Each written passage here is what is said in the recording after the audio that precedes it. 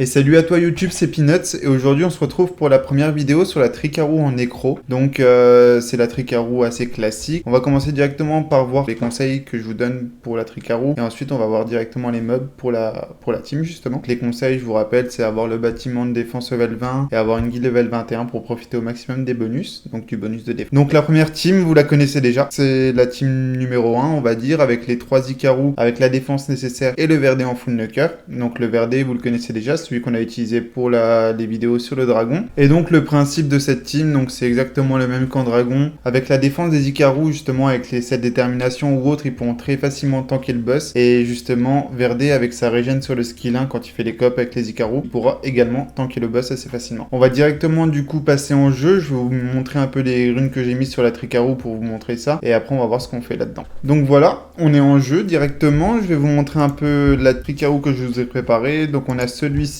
qui est en double fight. Là, je vous ai fait une Tricarou. Maintenant, je passe plus trop sur les runages des Icarus. Maintenant qu'on l'a fait en un peu gros sur le dragon, on va directement passer sur la team. Finalement, pas les runages des Icarus. Donc, on a celui-ci en double fight. Celui-ci également en double fight détermination. Et celui-ci double fight détermination aussi. Et du coup, on a le Verdeil qui est comme ça en rage lame. Rage lame avec ce set là, du coup, en dégâts.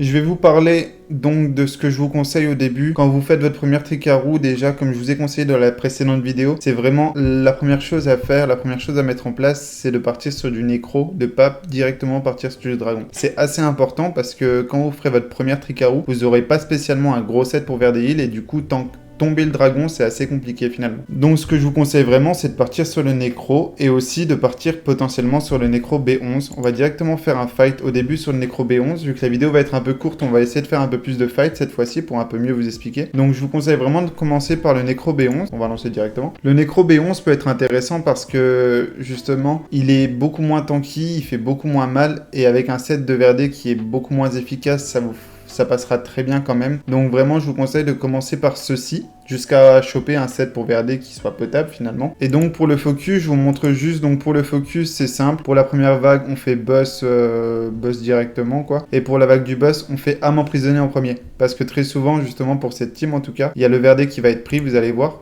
justement dans le run. Il y a le Verdé qui va sûrement être pris par le boss. Et donc c'est pour ça qu'il faut en premier focus directement l'âme emprisonnée. Donc focus le Verdé. Vous allez voir directement, en fait souvent c'est dans la deuxième phase.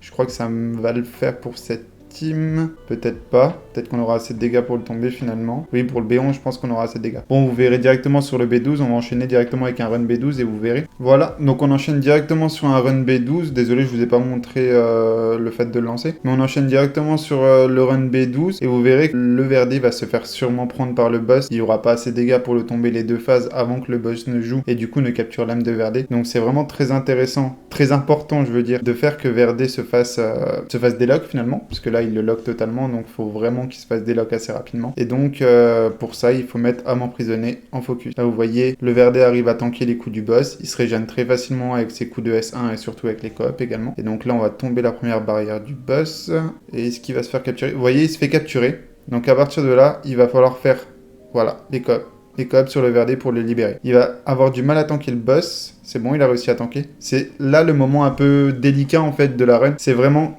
au moment où il se fait libérer, le boss va jouer. Et du coup, à ce moment-là, il faut que le Verdé arrive à tanker. Et c'est ça qui est le plus délicat finalement. C'est pour ça qu'il faut quand même essayer d'avoir un petit peu de PV sur le Verdé. Moi, j'en ai pas énormément. Je vais vous remontrer un peu les PV qu'il a. Vous voyez, j'en ai pas énormément, mais ça passe quand même avec les déterminations, tout ça, ça peut passer, surtout parce qu'il a beaucoup de dégâts et il se régène énormément. Vu que la vidéo est un peu courte, je vais vous montrer que vous voyez qu'avec un set sur chaque Icarus et le set de Verdeil, finalement, on gère tous les donjons. Donc je vais vous montrer un run sur chaque. Donc un run là sur le dragon. Vu que là, c'est une team où j'ai pas trop besoin de parler, vu qu'on l'a déjà présenté. Donc pour l'instant, je vous fais 2 autres petits runs pour vous montrer que ça passe très bien avec cette team et ce runage. Donc voilà, cette team, on la connaît déjà. C'est la team assez basique finalement pour faire le dragon, pour faire le nécro. Vraiment, c'est la base de tout. C'est la base de la Tricarou. C'est comme ça qu'elle a été inventée de toute façon. Donc c'est aussi pour ça qu'on l'a fait tout. Donc vous voyez, là, on arrive sur le boss. On va voir à quelle vitesse on le tombe. Normalement, ça devrait aller assez vite. On verra le temps qu'on a fait à la fin. Après, là, c'est dommage que du coup, vu que c'est la team team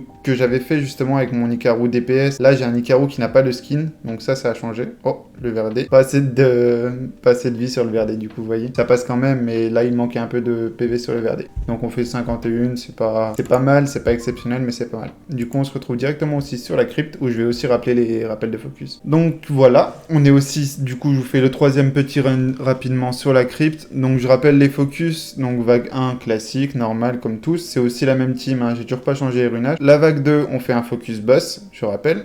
On va voir si ça passe, s'il va pas se faire aussi tuer le Verdé. Après, je crois que le Verdé passe en deuxième dans les rotas, donc c'est pas le mieux, clairement. Je vous conseille vraiment de mettre Verdé en dernier si vous pouvez. Après, là, il a un set qui lui donne quand même pas mal de speed, c'est pour ça que c'est assez compliqué de le faire passer dernier, justement. Là, avec les... Je suis en train de farmer des rune fights, justement, pour pouvoir améliorer un peu ça. Et donc, vous voyez, là, je fais un focus, du coup, cristal de droite, après cristal de gauche, et après boss. Ça rallonge un petit peu les runs, et surtout le Verdé, il faut qu'il tombe. Mais, dans tous les cas, au moins, on est safe, on est tranquille, et c'est vraiment ça qu'on veut. Surtout pour ces donjons, ils sont assez chiants à faire, donc faut vraiment essayer d'être safe au maximum.